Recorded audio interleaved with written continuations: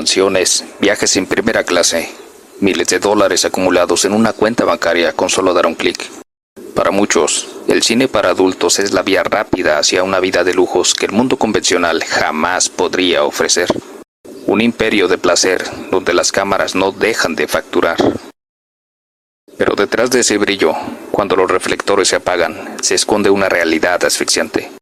Un negocio donde el peligro no es una ficción. Contratos abusivos, redes de control, adicciones inducidas y un estigma social que persigue a sus estrellas incluso cuando intentan escapar. Para algunas, el precio de entrar a este laberinto de dinero no solo fue su privacidad, fue su propia vida. Actrices que alcanzaron la cima de la popularidad y cuyos cuerpos terminaron siendo encontrados en misteriosas circunstancias, dejando más preguntas que respuestas. Negligencia, accidentes o crímenes silenciados por el poder de una industria millonaria. Hoy te presento el triste final de 3 actrices del cine para adultos. El 13 de diciembre de 2017, las luces de la industria del entretenimiento para adultos en California se apagaron abruptamente. Yurisan Beltrán, conocida mundialmente en las pantallas como Yuri Loeb, fue encontrada sin vida en su departamento de Bellflower, en Los Ángeles. Tenía apenas 31 años, una carrera consolidada y miles de seguidores que la consideraban una de las figuras de ascendencia mexicana más prominentes del sector. La versión oficial de las autoridades llegó rápido, cerrando el libro con una etiqueta común: sobredosis accidental por ingesta de píldoras recetadas. Sin embargo, para quienes conocían los hilos que se mueven detrás del telón, el caso de Yuri Loeb dejó demasiadas preguntas en el aire. Hoy nos adentraremos en los datos oscuros, las inconsistencias y las teorías alternativas que la historia oficial prefirió ignorar. El reporte de la policía de Los Ángeles indica que fue el dueño del departamento quien halló el cuerpo de la actriz. Presuntamente, Yurisan no respondía a los mensajes ni llamadas. Al ingresar al lugar, la escena era desoladora. La joven yacía en su cama, rodeada de frascos de medicamentos. La autopsia posterior determinó que no había signos de violencia física externa, lo que llevó a la conclusión de que una sobredosis, posiblemente de analgésicos o sedantes fuertes, había apagado su corazón. Se habló de un posible suicidio derivado de una fuerte depresión, una narrativa que la industria del cine para adultos suele aplicar de manera casi automática cuando una de sus estrellas fallece de forma prematura. Lo que pocos saben es que el informe de toxicología tardó meses en hacerse público de manera completa. Además, personas cercanas a la actriz afirmaron que los frascos de medicamentos encontrados en la escena pertenecían a recetas viejas y que semanas antes, Yurisan había manifestado su intención de limpiar su organismo y alejarse de los fármacos. ¿Por qué consumiría una dosis letal de sustancias que intentaba dejar? Amigos íntimos de Yuri mencionaron en foros de internet que la actriz era sumamente activa en sus redes sociales personales, las cuales manejaba desde un segundo teléfono móvil que usaba de forma privada. Horas antes de su fallecimiento, Yurisan realizó una llamada telefónica a un número no identificado. Quienes hablaron con ella un día antes aseguran que su tono de voz no era el de una persona sumamente deprimida. Al contrario, planeaba una sesión fotográfica para la semana siguiente y un viaje corto. El cambio drástico de humor en cuestión de horas sigue siendo un cabo suelto. El departamento estaba extrañamente ordenado.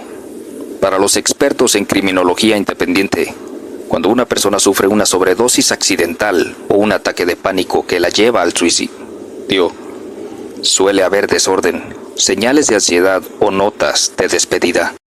En el caso de Yuri, no hubo una carta, no hubo mensajes de adiós, solo un silencio absoluto. El lado oscuro del cine para adultos en California involucra muchas veces a agencias de managers con conexiones dudosas. Una de las teorías más fuertes en los círculos de investigación independiente sugiere que Yuri Loeb estaba intentando romper su contrato de manera definitiva para convertirse en creadora de contenido totalmente independiente. Se rumora que la actriz poseía información financiera delicada sobre el lavado de dinero dentro de ciertas productoras y que su muerte fue provocada, inducida a través de la ingesta forzada o engañosa de sustancias. para evitar una demanda masiva o una filtración de datos. Dado que el dueño del inmueble fue quien la encontró, surgió la hipótesis de que Yuri no estaba sola la noche de su muerte. La teoría señala que la actriz pudo haber estado acompañada de un cliente de alto perfil o una pareja sentimental no pública. Bajo este escenario, se habría producido una sobredosis en medio de una fiesta privada. La otra persona, presa del pánico por el escándalo que significaría ser vinculada a una estrella no por fallecida, habría limpiado la escena, acomodado los frascos de pastillas para simular un suicidio y abandonado el lugar antes de que el cuerpo fuera descubierto. ¿Por qué estas teorías nunca se investigaron a fondo? La respuesta es corta y cruda a la vez. Simplemente por el estigma. En muchos departamentos de policía, los casos que involucran a trabajadoras de la industria del entretenimiento adulto suelen cerrarse con rapidez bajo la premisa de que llevaban un estilo de vida de alto riesgo. La muerte de Yurizan Beltrán, mejor conocida como Yuri Lup, se archivó como una estadística más de la crisis de opioides y salud mental en Hollywood. Sin embargo, para su familia y para aquellos que miran más allá de las conclusiones oficiales, los cabos sueltos en Bellflower apuntan a que la verdad sobre esa fatídica noche de diciembre sigue enterrada bajo los secretos de una industria que consume vidas tan rápido como las produce.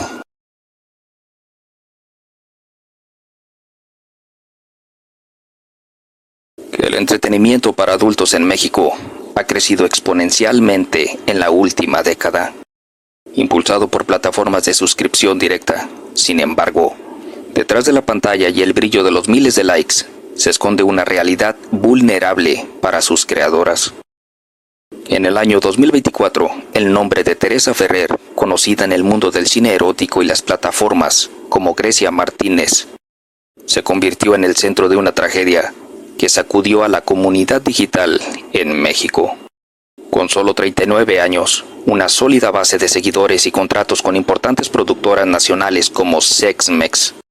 Así es, la que según Leyendas Urbanas y Icebergs de México, es propiedad de Televisa. Su vida se apagó en una cama de hospital en Pachuca, Hidalgo. La versión oficial apuntó a una causa natural, una enfermedad respiratoria fulminante.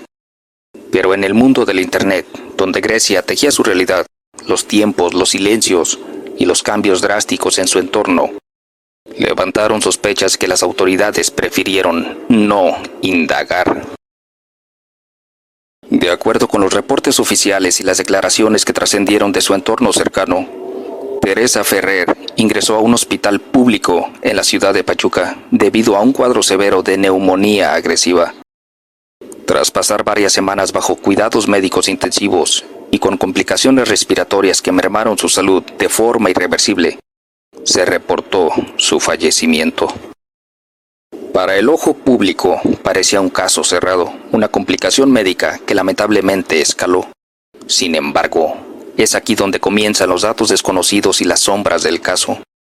A diferencia de otras figuras públicas, el anuncio de su hospitalización se manejó con un hermetismo absoluto.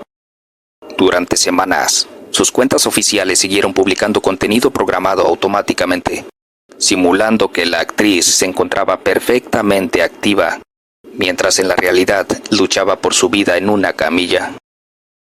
¿Por qué ocultar su estado crítico a una comunidad que habría podido apoyarla?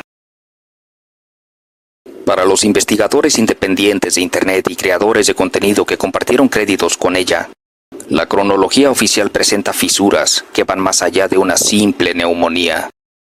Meses antes de su hospitalización, Teresa comenzó a distanciarse de su círculo habitual de colaboradoras en la Ciudad de México y el centro del país.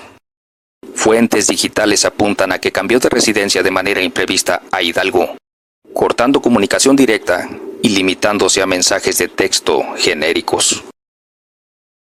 En las últimas semanas previas a su desaparición de las redes, algunos seguidores notaron cambios en los subtítulos y descripciones de sus publicaciones, sugiriendo que otra persona ya estaba administrando sus perfiles o que ella se encontraba bajo una fuerte presión emocional. Al catalogarse la muerte como resultado de una enfermedad tratada en un hospital, causa clínica.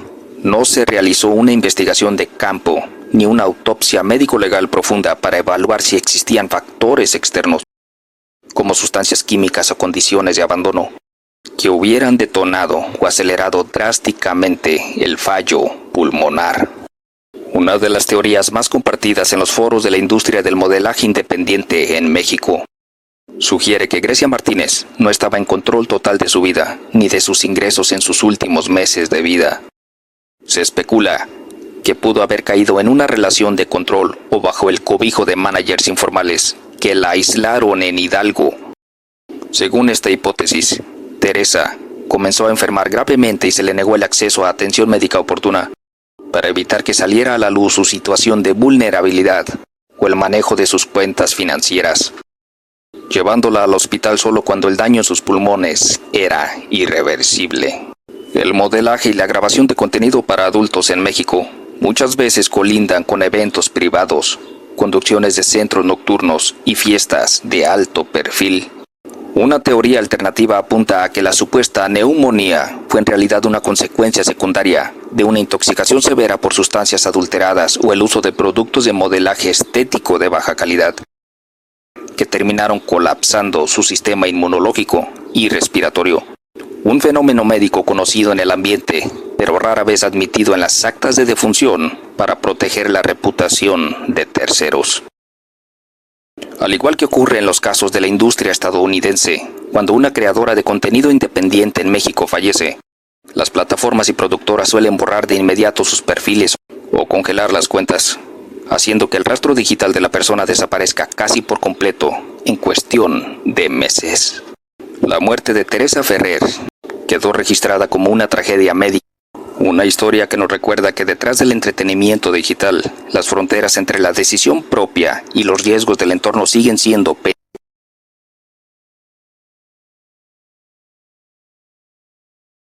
El año 2007 dejó una de las cicatrices más profundas y oscuras en la historia del entretenimiento para adultos y el circuito nocturno en la Ciudad de México. Vanessa Martínez, una joven ciudadana argentina que había viajado a territorio mexicano con la promesa de consolidar su carrera en el modelaje erótico, el cine para adultos y espectáculos en clubs de prestigio, desapareció sin dejar rastro. Su caso no solo expuso los peligros a los que se enfrentan las mujeres extranjeras en esta industria, sino que destapó una red de negligencia institucional espeluznante. Su cuerpo fue encontrado, pero la verdad sobre su muerte quedó sepultada bajo un papeleo burocrático que muchos consideran intencional. Hoy te presento los datos ocultos, las alarmantes fallas de la investigación y las teorías alternativas que rodean este trágico caso. La cronología oficial de este caso es, por sí sola, una historia de terror burocrático. Tras perder total contacto con su familia en Argentina, se encendieron las alarmas de búsqueda.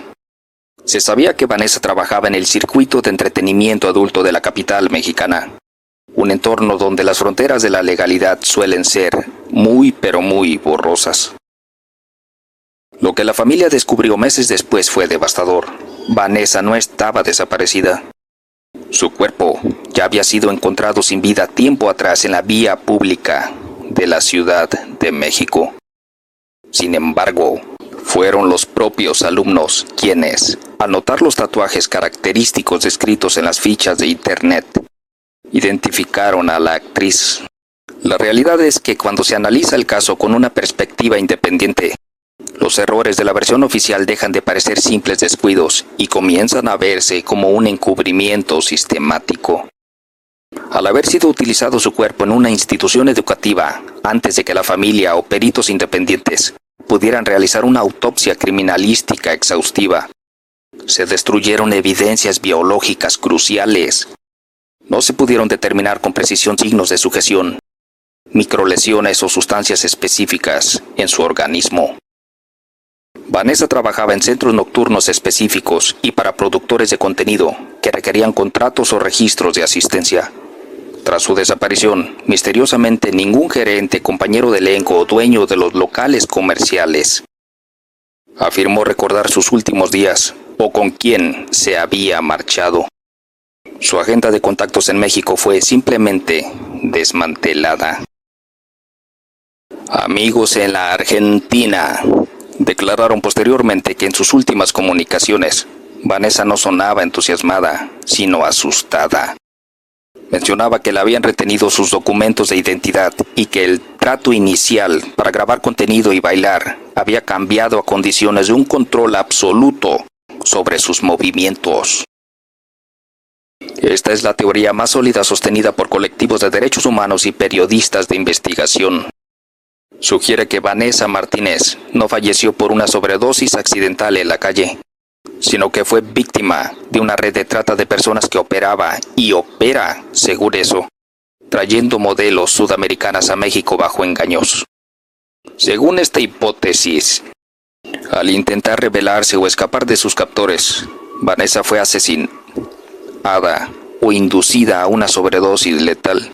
Su cuerpo fue sembrado en la vía pública y gracias a la colusión de autoridades corruptas con los tratantes, se aceleró su envío a la fosa común o anfiteatro universitario para borrar las huellas del crimen y proteger a los empresarios involucrados.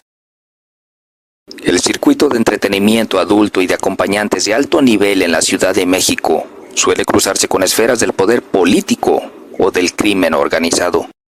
Una teoría alternativa apunta a que Vanessa estuvo presente en una reunión privada con un personaje de gran influencia. En dicha reunión ocurrió un altercado o un exceso con sustancias que terminó con la vida de la actriz, para evitar un escándalo mayor, de proporciones enormes. El cuerpo fue sacado del lugar privado en un vehículo y abandonado en una zona descuidada de la ciudad, confiando en que el estigma de su profesión haría que la policía local no investigara a fondo el origen del cuerpo. El caso de Vanessa Martínez es el reflejo de una doble vulnerabilidad: ser mujer extranjera y ser trabajadora de la industria para adultos. Su muerte no fue un hecho aislado, sino el catalizador que demostró cómo el sistema judicial puede fallar de forma tan grotesca que un cuerpo buscado internacionalmente termine en una mesa de prácticas escolares. Aunque para las autoridades mexicanas el caso quedó sepultado en el archivo muerto de los años 2000, en la memoria colectiva y en los registros del True Crime en Latinoamérica, el nombre de Vanessa Martínez sigue siendo un grito de exigencia por la verdad.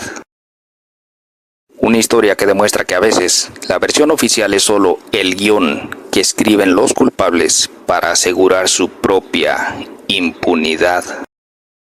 Como México no hay dos, señores. ¿Aún lo dudas?